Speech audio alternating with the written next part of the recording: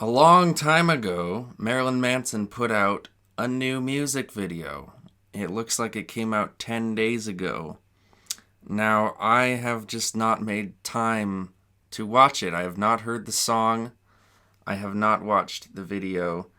And it's because I've been wanting to do a reaction to it. But just the circumstances that I was in for the last 10 days made like every day just wasn't the right day to do it, and so I kept putting it off, and it didn't get done until today. I'm finally gonna do it, and I'm gonna record two other videos at least today. So you're gonna see a lot of videos today.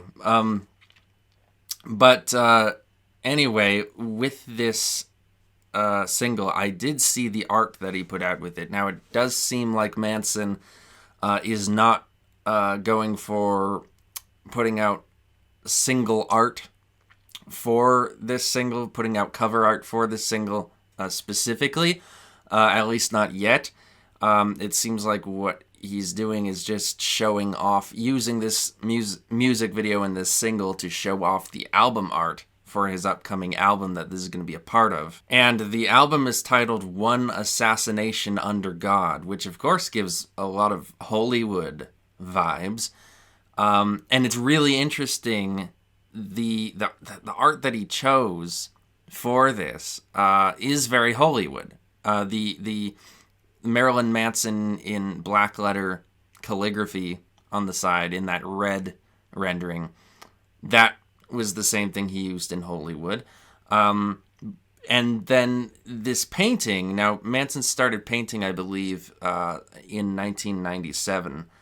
And so then when the singles for Mechanical Animals rolled around, he used his own self-portraits on those singles, The Dope Show and I Don't Like the Drugs, But the Drugs Like Me.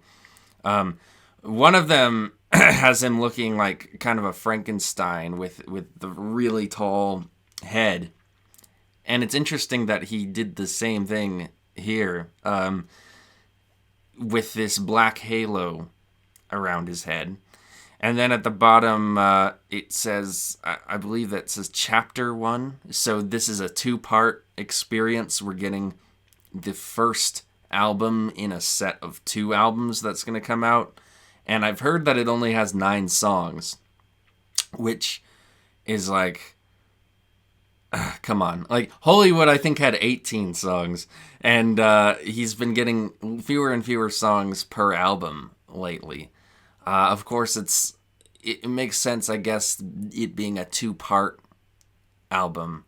I guess this is only the first half of the album, really, that's going to be coming out this year. And then maybe next year, the other half of the same album is going to come out. Which is interesting. It's not the way it's usually done.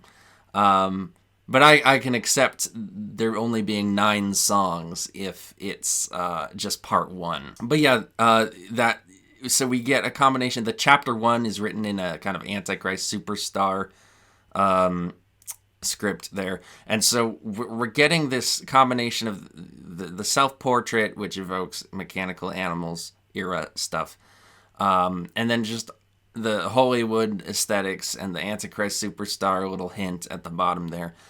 He's really, really going for this throwback with this album cover. And I really like it. I think it's a good idea.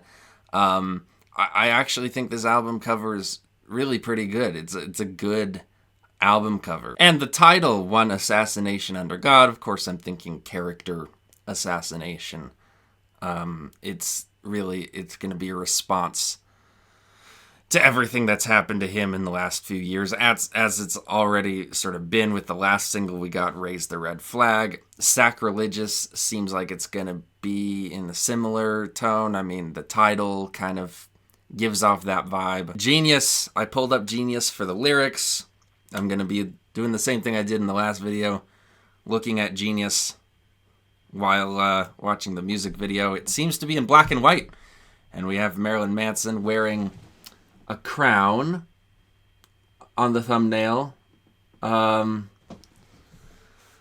So I'm interested in seeing what this is about. It's got 1 million views. I've heard that this song, the word I've heard used to describe it is glam. I don't know what to think about that. I'm curious. If that means it's going to be anything like Mechanical Animals, then that makes me happy, because I would really like to hear him kind of play with that sound again. But I don't really know what glam means. I don't really have a firm idea of what really constitutes glam. So I'm really excited to hear this. The last single, Raise the Red Flag, I felt was really generic. But this one I'm getting people saying that it's different. So I'm curious. So let's press play.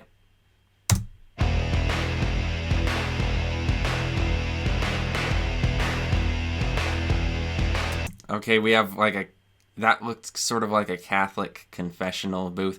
Really tacky lightning bolt lapel there with that shimmery kind of ice skater cowboy look. I can see the glam comparison, I guess. Yeah, that guitar riff, that da-na-na-na-na-na-na. I can kind of see what people are saying. I'm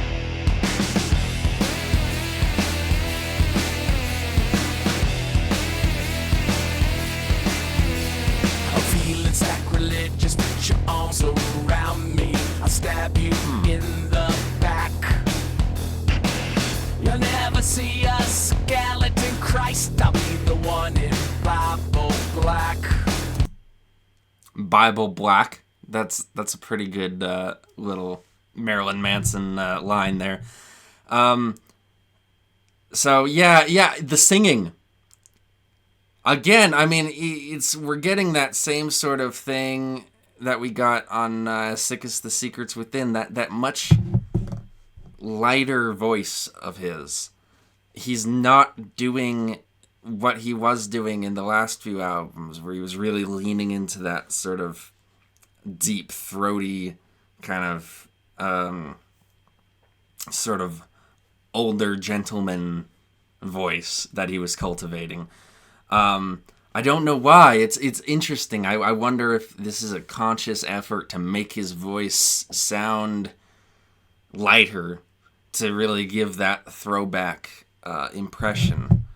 But I find it very interesting. It does sound a little bit fake, though. There's a thing about it that it feels like there's some sort of effect that's put on him, and I don't quite know what it is yet.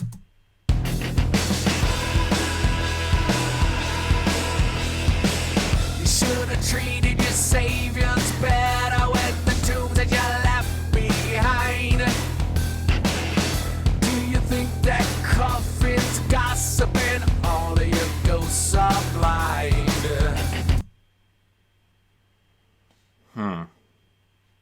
Okay, I really don't know what he's trying to say here.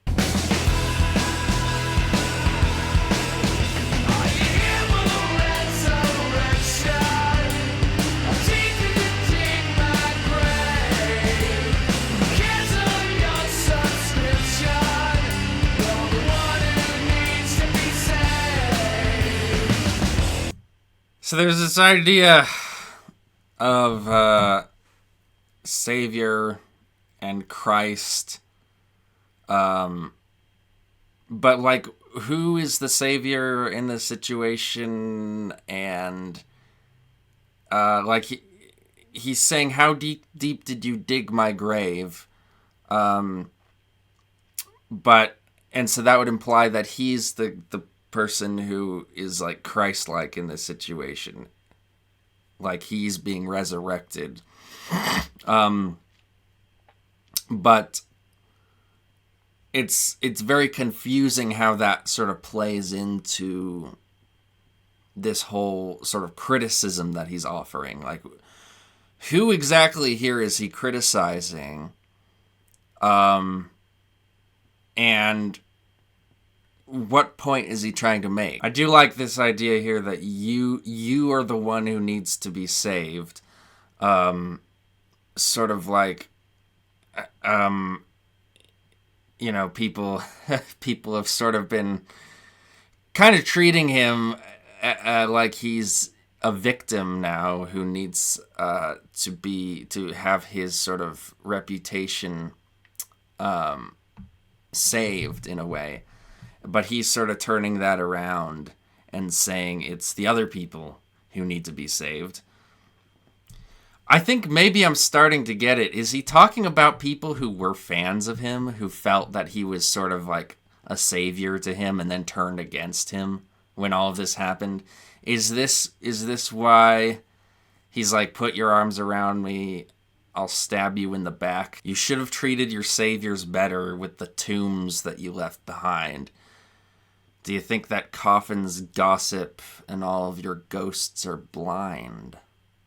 So I'm wondering if that's kind of where we're going with this. People who have built up this sort of idea of Marilyn Manson in their minds as this sort of great person, and then have like decided that now with this new information they don't think he's a great person anymore, and they've turned away from him. And it's like where perhaps where you went wrong was in the beginning, looking at this man and idolizing him such. But then in turn, like, is this how you treat your saviors? Marilyn Manson was the thing that got you through hard times, and this is how you repay him in his hard times. I'm not sure if that's where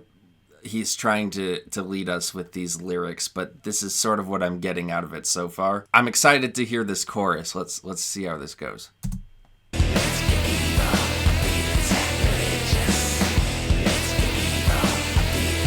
Okay, very syncopated kind of deal. That's sort of, I can see where people are saying glam. Very much that you say you wanted evolution. What's that song? Disposable Teens. That kind of idea. That syncopated thing. He likes to do that. I can see how that maybe came out of these sort of glam artists.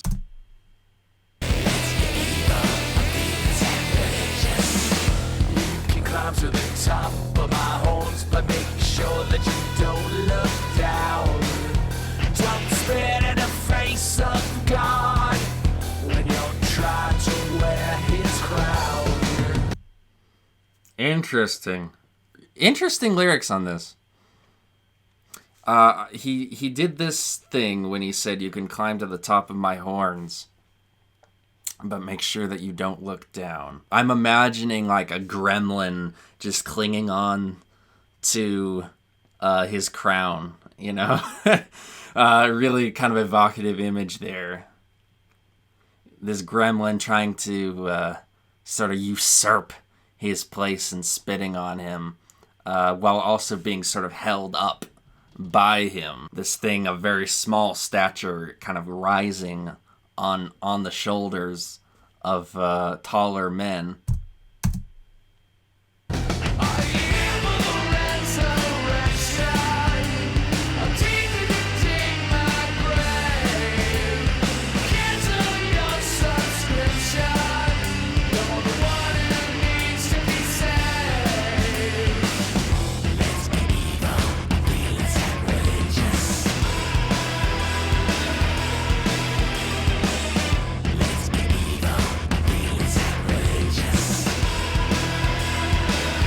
This is another band music video, just like the last one. He's showing off the band. The setting is kind of this weird sort of warehouse thing. I don't know if I really like the place they chose to shoot this. Less ambitious, again, than the one he did for As Sick as the Secrets Within. In some ways, it feels like kind of a repeat of what he already did with the last one, the Raise the Red Flag.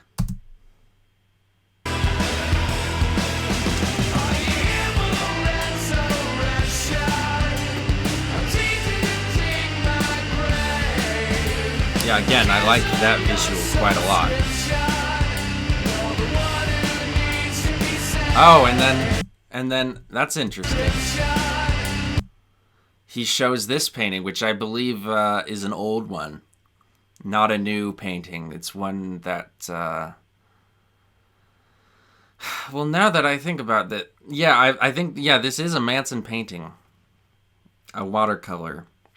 I've seen it before, I think. But it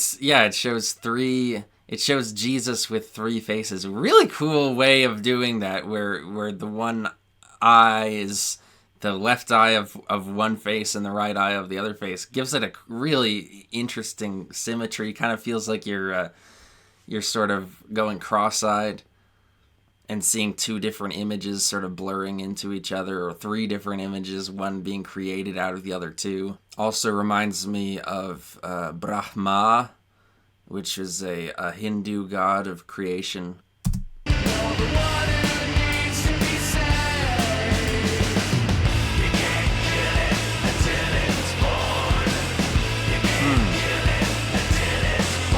Can't kill it until it's born.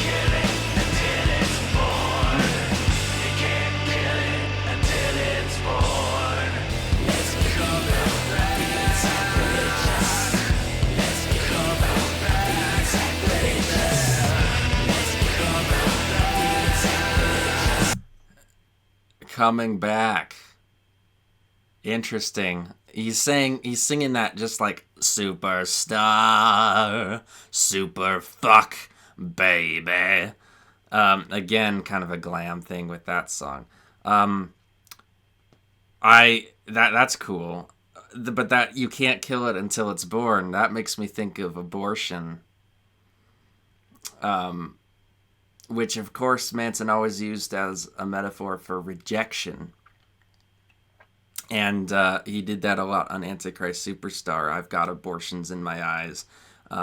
Spread me open, sticking to my pointy ribs, or all your infants in abortion cribs. I'm a teen distortion, a survived abortion, a rebel from the waist down. But it's funny because we had that whole thing with Trump talking about how you can kill a baby after it's born. So this is like usually with abortion you can't kill it after it's born, but you can kill it before it's born. He's saying now you can't kill it until it's born. It's like the when you ban abortion, now you can still kill the baby. It just has to be out of the womb first, then you can do all the things that you do to it to kill its kill its will to live. And sort of that idea of I saw that pregnant girl today. She didn't know that it was dead inside, even though it was alive. Some of us are really born to die. That idea that you can be like, or you might as well kill yourself. You're already dead. That idea that you can be dead even though you're alive. I think that's sort of the thing he's referencing here in a way. But of course, it's also going to have some sort of significance to the rest of the lyrics on this song and the message that he's going for with this song, which I'm still not entirely sure what that message is. So, but I like this line a lot. You can't kill it until it's born.